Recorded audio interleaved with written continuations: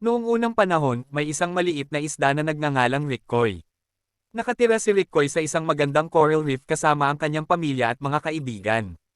Mahilig siyang lumangoy at maglaro sa karagatan, tuklasin ang lahat ng iba't ibang nilalang at halaman na naninirahan doon. Isang araw, nagpasya si Rickoy na makipagsapalaran. Lumangoy siya palayo sa bahura at sa bukas na dagat.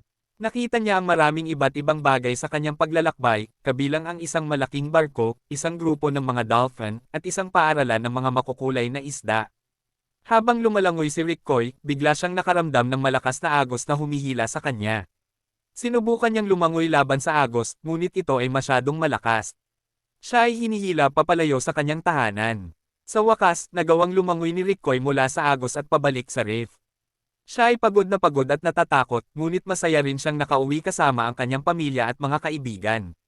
Mula sa araw na iyon, natutunan ni Rickoy na maging mas maingat kapag nagpunta siya sa mga pakikipagsapalaran. Lagi niyang tinitiyak na manatiling malapit sa bahura at lumangoy kasama ang isang kaibigan.